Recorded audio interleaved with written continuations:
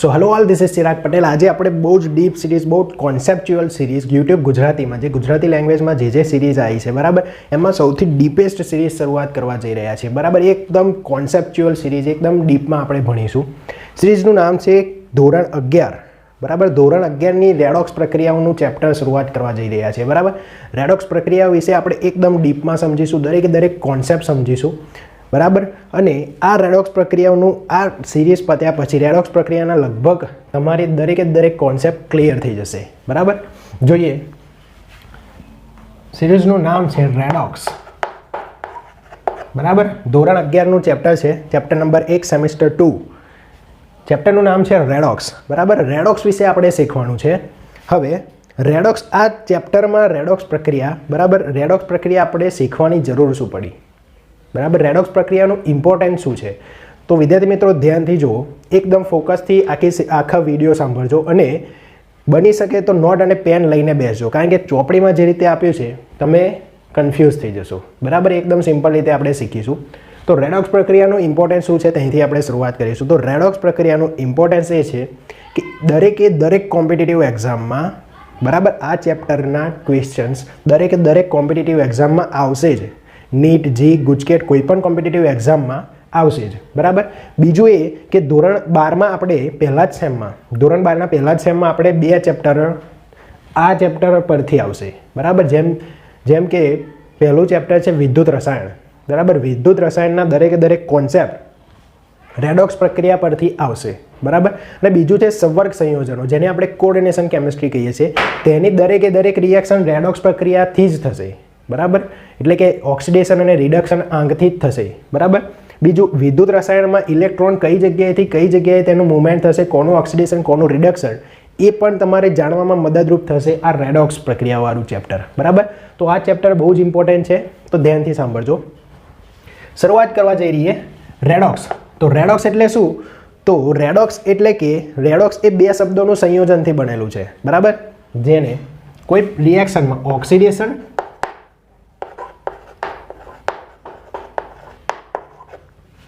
અને રિડક્શન,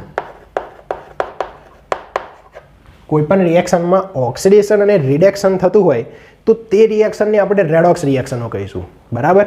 અહીંયાથી સવાલ તમને આમ આવશે કે ઓક્સિડેશન અને રિડક્શન શું છે, એ તો ખબર નહીં અમને બરાબર. તો જોઈએ ઓક્સિડેશન અને રિડક્શન શું છે. તો સૌથી પહેલા ઓક્સિડેશન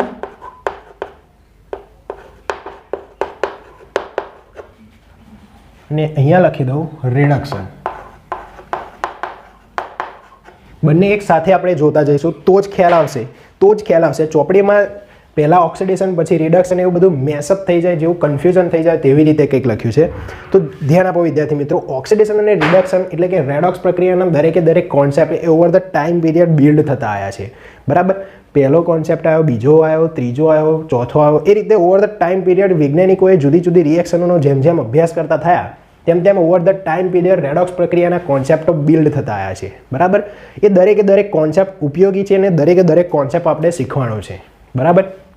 હવે ઓક્સિડેશન અને રિડક્શનમાં શું થશે? ઓક્સિડેશન અને રિડક્શન કોઈ પણ પ્રક્રિયામાં થાય તો તેને આપણે રેડોક્સ પ્રક્રિયાઓ કહીશું બરાબર. હવે ઓક્સિડેશન એટલે શું?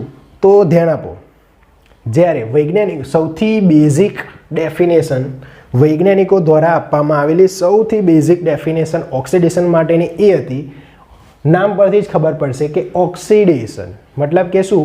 ઓક્સિજનનું ઉમેરાવવું બરાબર. શું કહીશું? ઓક્સિજનનું ઉમેરાવવું. તો જોઈએ, ઓક્સિડેશન એટલે સૌથી બેઝિક કોન્સેપ્ટ, સૌથી પહેલો કોન્સેપ્ટ એવો હતો કે ઓક્સિડેશન એટલે ઓક્સિજનનું ઉમેરાવવું બરાબર. તે જ રીતે રિડક્શન એટલે સૌથી બેઝિક ડેફિનેશન રિડક્શન માટે કોઈ કહી શકીએ તો એ છે રિડક્શન એટલે હાઇડ્રોજનનું ઉમેરાવવું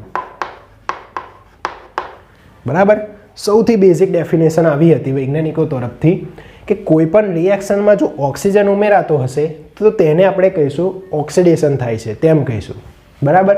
અને કોઈ પણ રિડક્શનમાં જો હાઇડ્રોજન ઉમેરાતો હશે તો તેને કહીશું રિડક્શન બરાબર. હવે ધ્યાન આપો કે વાતાવરણમાં આપણે જાણીએ છીએ કે ઓક્સિજન રિએક્ટિવ વાયુ છે, બરાબર, જલ્દી જોડી એકબીજા સાથે મેટલ સાથે રિએક્શન કરશે, બરાબર. હવે વાતાવરણમાં ઓક્સિજન એ 21% છે, બરાબર. તો દરેક મેટલ એટલે કે જે પૃથ્વીના પોપડામાંથી આપણને જુદી જુદી ધાતુઓ મળે છે, એ ધાતુઓ આપણને પ્યોર સ્વરૂપે નથી મળતી. આપણે 10મા ધોરણમાં તેનું શુદ્ધિકરણના પણ થોડા ઉદાહરણો જોયા હતા. તો દરેક મેટલ પૃથ્વીના પેટાળમાં તેના ઓક્સાઇડ સ્વરૂપે મળે છે, શુદ્ધ સ્વરૂપે નથી મળતી, બરાબર. ઓક્સાઇડ, સલ્ફાઇડ એ સ્વરૂપે મળે છે, પણ મોટાભાગે તે તેના ઓક્સાઇડ સ્વરૂપે મળે છે. તેનું ઉદાહરણ જોયું હોય, ઓક્સિજન ઉમેરાવાનું કોઈ રિએક્શન જોવું હોય તો શું હશે?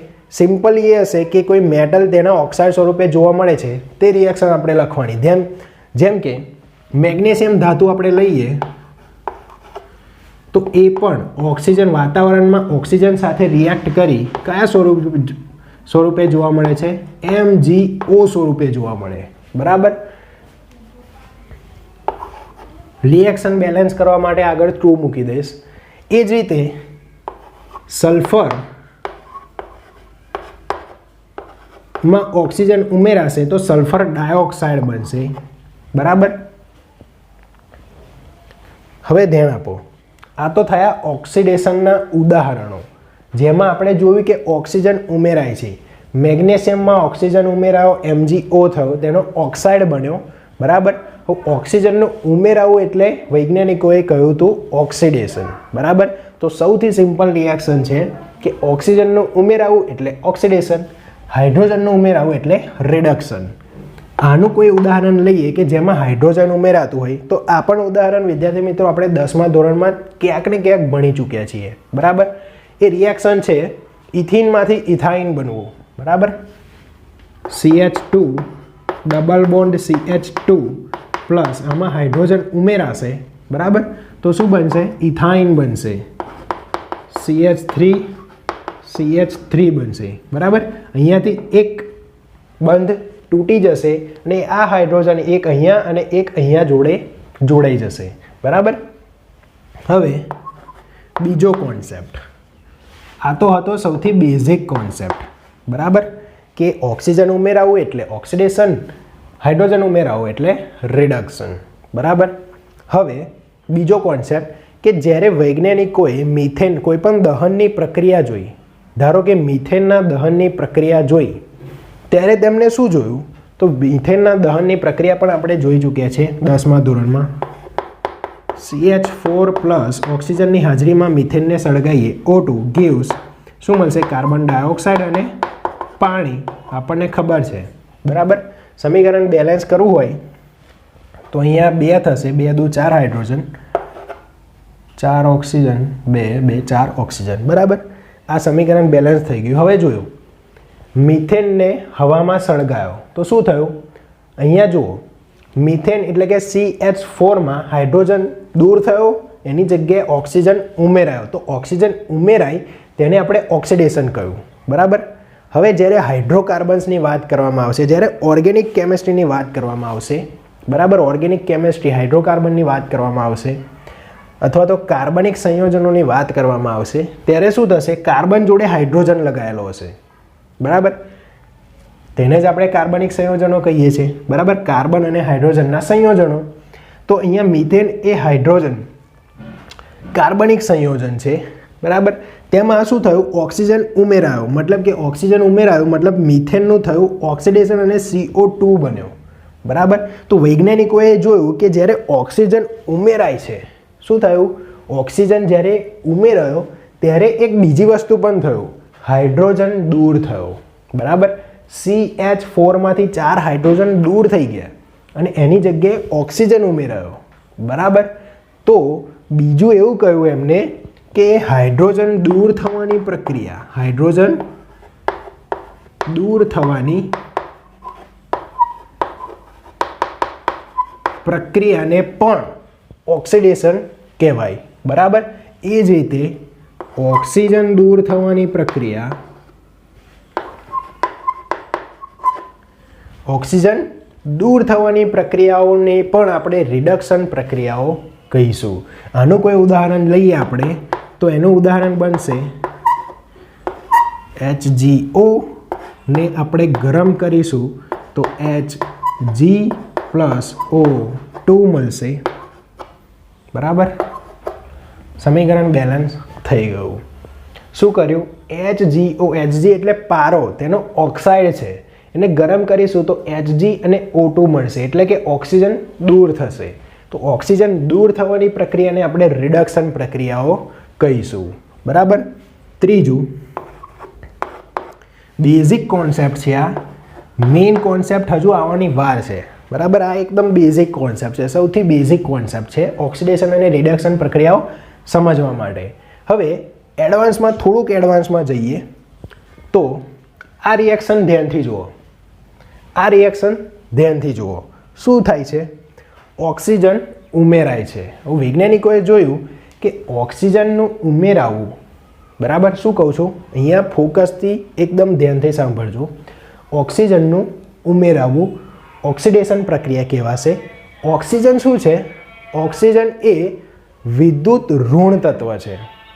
અરે યાર, જો આ રિએક્શન પર હતા આપણે, તો ઓક્સિજન ઉમેરાવું, શું જોયું? ઓક્સિજન ઉમેરાવું, તેને આપણે ઓક્સિડેશન કહ્યું. હવે ઓક્સિજન એ વિદ્યુત ઋણ તત્વ છે. અહીંયાથી ક્વેશ્ચન બનશે કે વિદ્યુત ઋણ તત્વ એટલે શું, બરાબર. વિદ્યુત ઋણ તત્વ કોને કહીશું? તો એવા તત્વો જે ઇલેક્ટ્રોન પોતાની તરફ ખેંચવાની વૃત્તિ ધરાવતા હોય. શું ધરાવતા હોય? વિદ્યુત ઋણ તત્વો. નામ પરથી જ ખબર પડે કે ઇલેક્ટ્રોન પોતાની તરફ ખેંચવાની વૃત્તિ બનાવશે, બરાબર. કોઈપણ જગ્યાએ કોઈપણ સંયોજનમાં એ હશે તો એ શું કરશે? ધારો કે H2Oમાં ઓક્સિજન શું કરશે? હાઇડ્રોજનના ઇલેક્ટ્રોન પોતાની તરફ ખેંચીને રાખશે, બરાબર. આવા સંયોજનોને આપણે વિદ્યુત ઋણ સંયોજનો કહીએ છીએ. તેની તમારે લખવું હોય વિદ્યુત ઋણ સંયોજનો કયા કયા છે એ લખવું હોય તો અહીંયા લખી દો.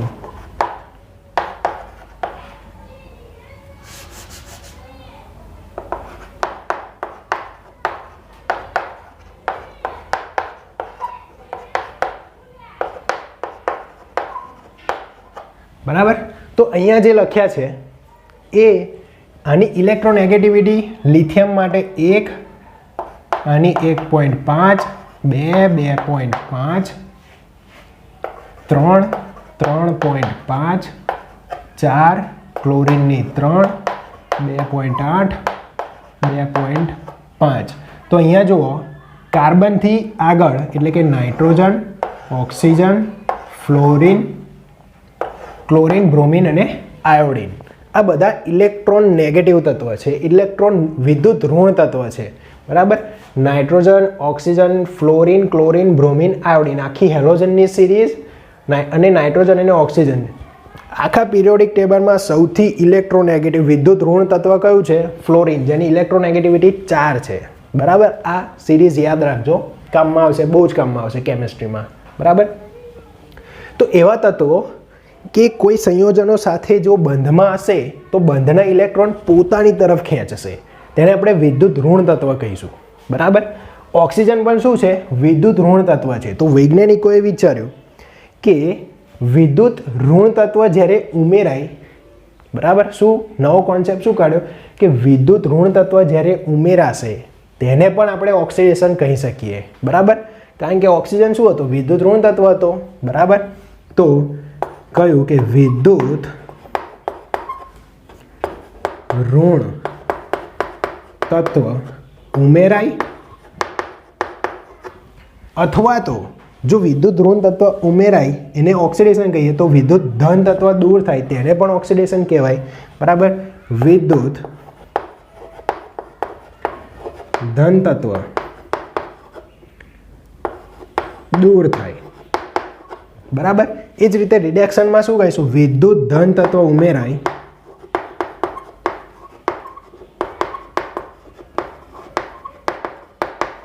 અને વિદ્યુત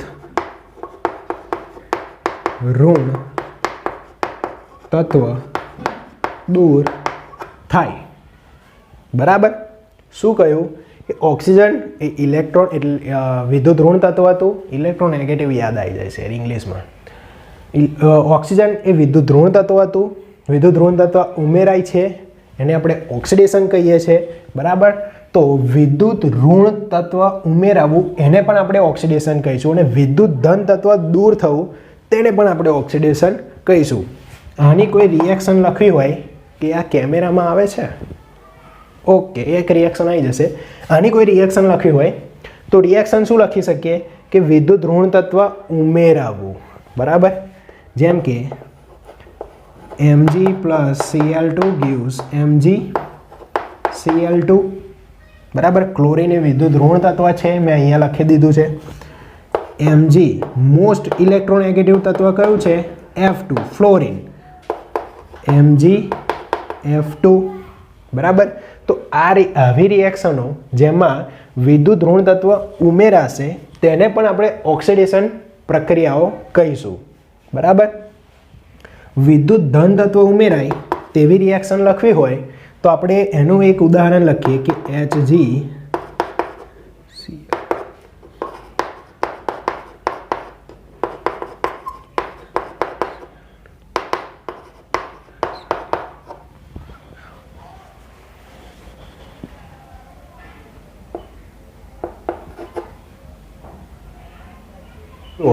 શું થયું?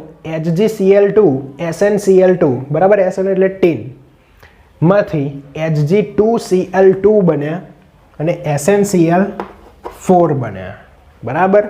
હવે અહીંયા ધ્યાનથી જુઓ, બરાબર. Hg mercury. હવે ક્લોરીન શું છે?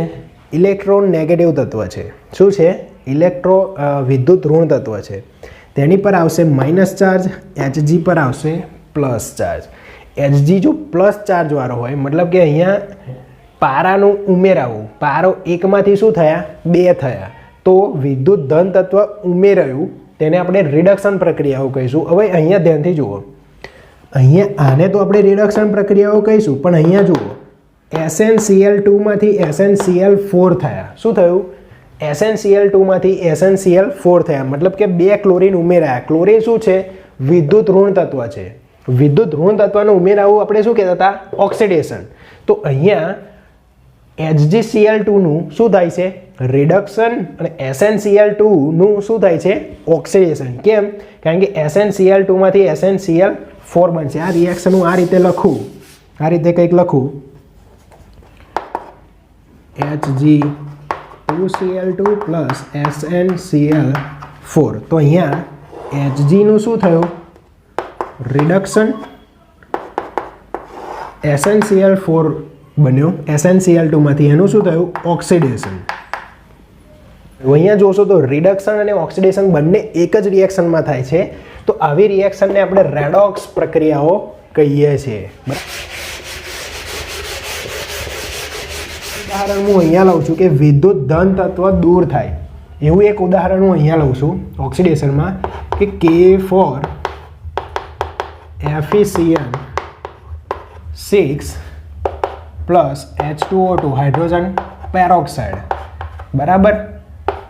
K3 FeCl6 પ્લસ KOH, બરાબર. સમીકરણ બેલેન્સ થઈ ગયું. અહીંયા જુઓ K4 માંથી K3 બન્યા. K પર પ્લસ ચાર્જ આવે હંમેશા, યાદ રાખજો, પોઝિટિવ તત્વ છે, બરાબર. તો K4 માંથી K3 બન્યા એટલે કે વિદ્યુત ધનમય તત્વ દૂર થયું, એને આપણે ઓક્સિડેશન પ્રક્રિયાઓ કહીશું. હવે અહીંયા ધ્યાન આપો કે K4 FeCl6 શું છે? K4 FeCl6 શું છે? તો આ છે સંવર્ગ સંયોજન. શું છે? સંવર્ગ સંયોજન, જેનો અભ્યાસ આપણે 12મા ધોરણના પહેલા સેમિસ્ટરમાં કરવાનો છે, બરાબર. મેં કહ્યું હતું કે વિદ્યુત રસાયણ અને સંવર્ગ સંયોજનોનો સીધો ઉપયોગ આ જ ચેપ્ટરથી આવશે. હવે રિડક્શનમાં શું છે? વિદ્યુત ઋણ તત્વ દૂર થવું તેવી એક આપણે એક્ઝામ્પલ જોઈ લઈએ. તો FeCl3 plus H2 gives FeCl2 plus HCl, બરાબર. બેલેન્સ કરવું હોય તો 3 2 હાઇડ્રોજન, બરાબર. બેલેન્સ થઈ ગયું. હવે જુઓ, FeCl3 માંથી FeCl2 બન્યો. ક્લોરીન પર શું છે? ક્લોરીન એ વિદ્યુત ઋણ તત્વ છે, મેં કહ્યું હતું, બરાબર. હવે એ 3 ક્લોરીનમાંથી 2 ક્લોરીન થઈ ગયા, મતલબ કે વિદ્યુત ઋણ તત્વ દૂર થયું. તો અહીંયાથી અહીંયા જોતા શું થયું? રિડક્શન થયું. શું થયું? રિડક્શન થયું. ખબર પડે છે વિદ્યાર્થી મિત્રો? ખબર પડતી જશે, હું માનીને ચાલું છું. એકદમ ઇઝીથી કોન્સેપ્ટ સમજાવું છું તમને કે FeCl3 માંથી FeCl2 બન્યા, મતલબ ક્લોરીન દૂર થયો. ક્લોરીન શું છે? વિદ્યુત ઋણ તત્વ છે, બરાબર. આ સિરીઝ મેં લખવાનું કહ્યું હતું કે nitrogen, oxygen, fluorine, chlorine, bromine, iodine most વિદ્યુત ઋણ તત્વો આટલા છે, બરાબર. જેમાં સૌથી વિદ્યુત ઋણ તત્વ કયું છે? F ફ્લોરિન, જેની ઇલેક્ટ્રોનેગેટિવિટી કેટલી છે? 4. હવે હાઇડ્રોજન વિશે વિચારો. હાઇડ્રોજન હતો, એમાં વિદ્યુત ઋણ તત્વ ઉમેરાયું, એટલે કે ક્લોરીન ઉમેરાયો. તો હાઇડ્રોજનનું વિદ્યુત ઋણ તત્વ ઉમેરાયું, તો એનું શું થયું કહેવાય? આપણે ઓક્સિડેશન થયું કહેવાય. તો આ રિએક્શન પણ એવી છે જેમાં ઓક્સિડેશન અને રિડક્શન બંને એક સાથે થાય છે. તો આવી પ્રક્રિયાઓને આપણે રેડોક્સ પ્રક્રિયાઓ કહીએ છીએ. આશા કરું છું કે તમને આ બધી રિએક્શનો ખબર પડી હશે. ઓક્સિડેશન અને રિડક્શનના 3 કોન્સેપ્ટ આપણે જોયા, બરાબર. 3 કોન્સેપ્ટ જોયા કે ઓક્સિજનનું ઉમેરાવવું, હાઇડ્રોજનનું દૂર થવું અને વિદ્યુત ઋણ તત્વ ઉમેરાવવું. તેને આપણે ઓક્સિડેશન કહીશું. અને રિડક્શન માટે હાઇડ્રોજન ઉમેરાવવો, ઓક્સિજન દૂર થવું અને વિદ્યુત ધન તત્વ ઉમેરાવવું, બરાબર. તેને આપણે શું કહીશું? રિડક્શન કહીશું. હવે આગળની જે વિડીયો છે, આની આગળની જે નેક્સ્ટ વિડીયો છે, મોસ્ટ ઇમ્પોર્ટન્ટ વિડીયો છે. કેમ? કારણ કે અત્યાર સુધી આપણે એક પ્રયોગ કરતા કોપર સલ્ફેટના દ્રાવણમાં ઝીંકના દાણા નાખી કોપર સલ્ફેટનો જે ભૂરો કલર છે તે દૂર કરતા હતા. તો એવું કેમ થાય છે તે આપણે આની નેક્સ્ટ વિડીયોમાં જોવાના છીએ, બરાબર.